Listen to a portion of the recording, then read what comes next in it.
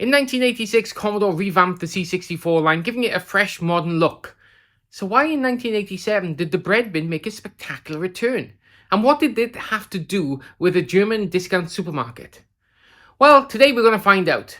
My name is Jesby, this is not quite my tech department. Los geht.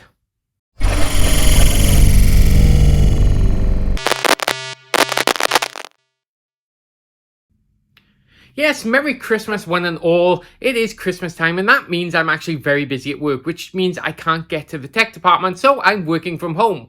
And when I work from home, I have a little help. This is Jerry. He's my best friend and honestly a bit of a dick. But we love you, don't you? Yes, we do. Yes, thank you. Yes. Don't hog the scene, dude. Anyway, today we're looking at a C64 I picked up at the local Retro Börse. And, well, it's a little different. So come on, let's take a look. You're eating my glasses, aren't you? Thank you.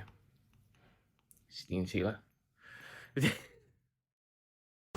Are you keeping up with the Commodore? Cause the Commodore is keeping up with you. Yes, 1986 saw the arrival of the new Commodore C64 model, the C64C. The C64C featured a new modern-looking case designed to fit alongside the newer C128 and the upcoming Amiga A500. Inside, the main board had been redesigned to save money, featuring less chips than the original and a noticeably shorter mainboard, but still very much a C64. The old breadbox was replaced and Commodore continued to sell C64s like they were hotcakes. In West Germany, though, the bread bin was already staging a comeback. You see, at the same time the C64C arrived, German discount supermarket chain Aldi were looking to find a computer to offer as one of their weekly style specials. Now, if you're unfamiliar with Aldi, the shop has a very unique feature: the center aisle, where anything goes. Amid the general groceries, you'll often find an array of weird items for sale that are only available while stocks last. Everything from clothes to kitchen utensils all the way up to chainsaws and full-size saunas can be found here and at prices that are too cheap to believe. Aldi wanted the C64 for just such a weekly special and struck a deal with Commodore to have a special Aldi version of the machine made for the store.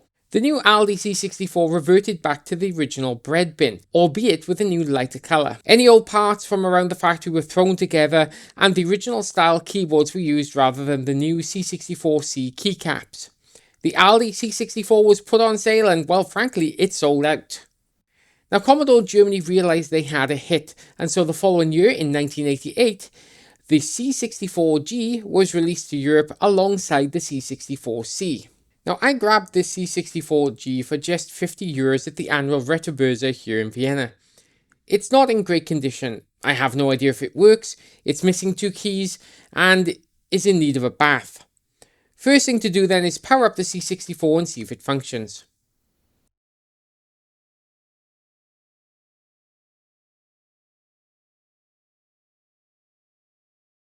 Surprisingly enough, it does. The keyboard is for the most part working, with interference coming from the missing keys.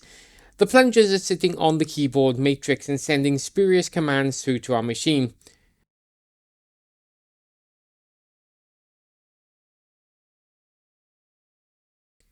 Now, the great thing with a bread bin style case, of course, is ease of opening.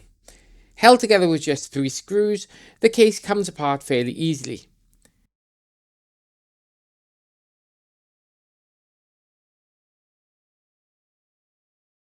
At the rear of the case, 2 of the 3 plastic clips are intact and working fine. One is broken, but it's not actually likely to cause any trouble.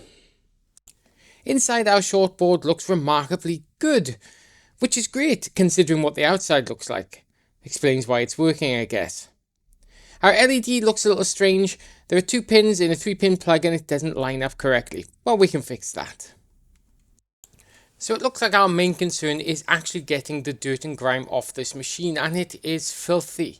There are black marks, dirty, I don't know what, all over it. The underside has the same issues, and really we need to talk about that keyboard. In fact, I think that makes for a very good starting point, so let's start there. To begin with, we need to get the keyboard out, and that's held in with just a few screws. Undo the screws, and well, the keyboard just lifts away. It's actually a really cool system and it works surprisingly well. I wish more machines did this. The LED has to come out as well, since we're going to clean the case, and that's easily done. You just remove that little collet there, and then it's a matter of, well, jiggling it around really. It should release fairly easily, and once the clip is free, the LED and clip can be put to one side and the case can be safely washed. Removing the main board, again, very simple. Just take off the cardboard screen, undo the screws, and it should just lift away. Bear in mind that there are screws on the plates for the power switch. You'll have to take those out as well, even though they don't look like they're part of the motherboard. With that removed, the main board lifts away, and then we can take the cardboard sleeve out. With the keyboard removed, removing the keys is really easy. You don't need a key puller, you can just gently take them away. Although I do wish I'd worn a pair of gloves, because the amount of dirt and grime that is appearing under this thing is, let's say, disquieting. Yeah.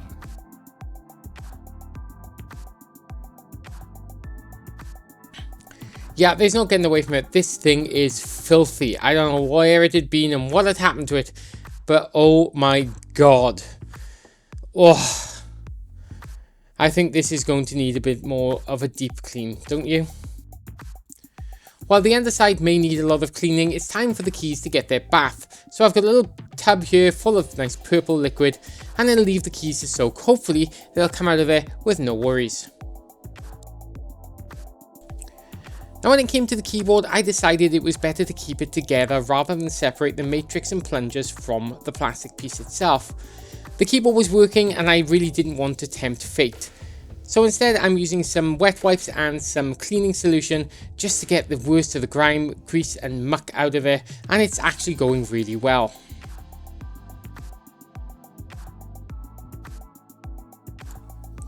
As I finish off the main keyboard, maybe it's time to check back in on those keys. And sure enough, the soak in the bath has done wonders, turning the purple coloured liquid, if you recall, into some horrible grimy crap.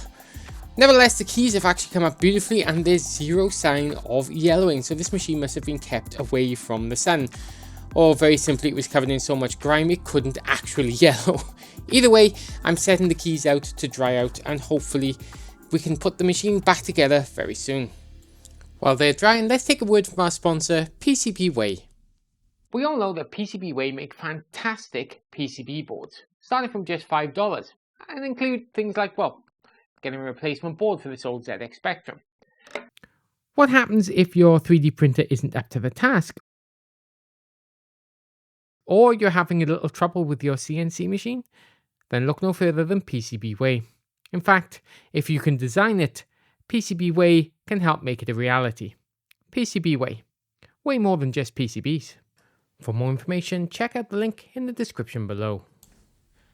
Once our keys are dry, it's time to reassemble it, and this couldn't be simpler.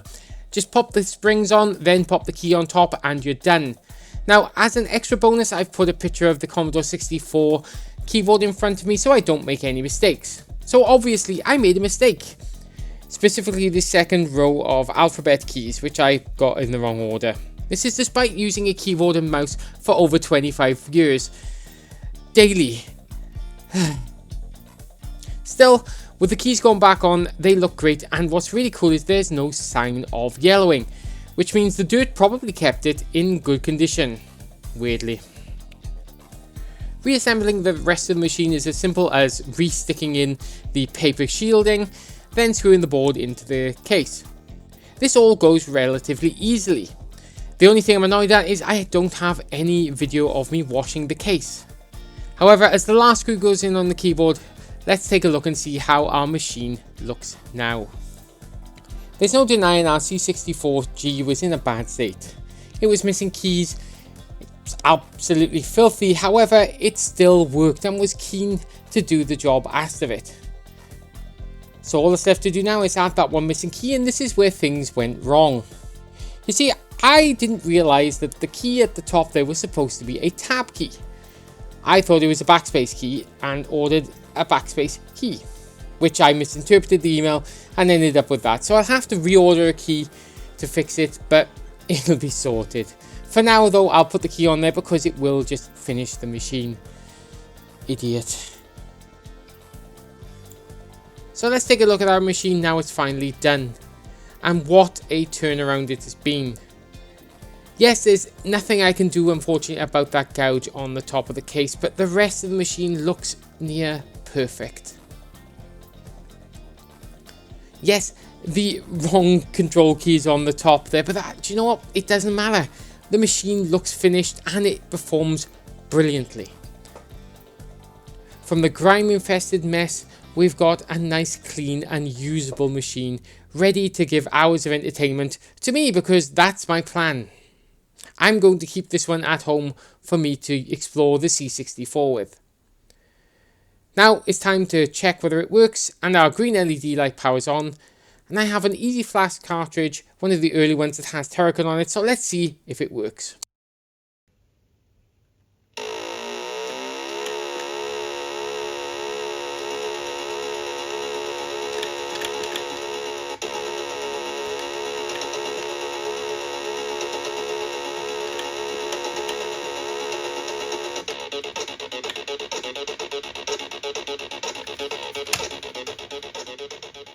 It was about this moment when I discovered the joystick I'd grabbed to test with this machine didn't work. Looks like I've got a little project over Christmas. Yay.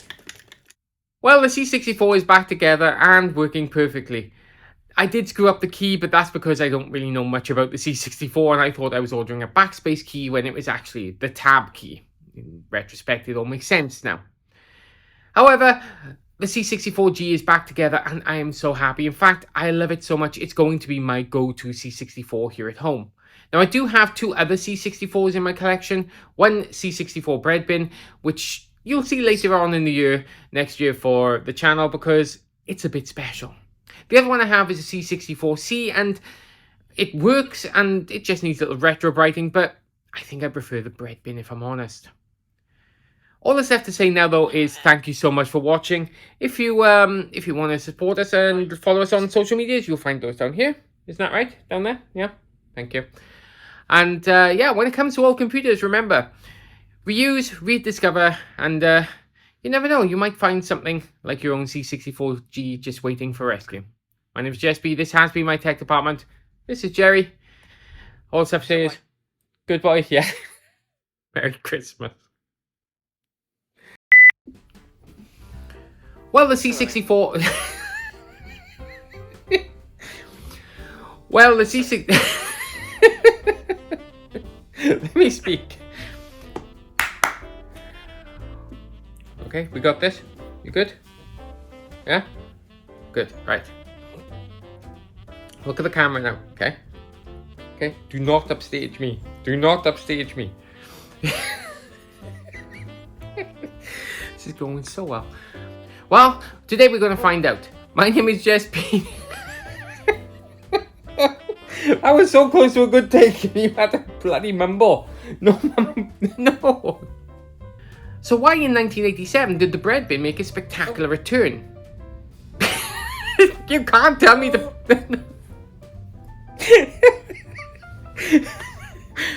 Oh, Jesus. All right. And what did that have to do with an Aldi supermarket? This is why we don't take it to the tech department. You're a nuisance, you know that, right? Wait, look at me when I'm talking to you. Wait. Right? We got this now, right? We're going to do a take. Ready? And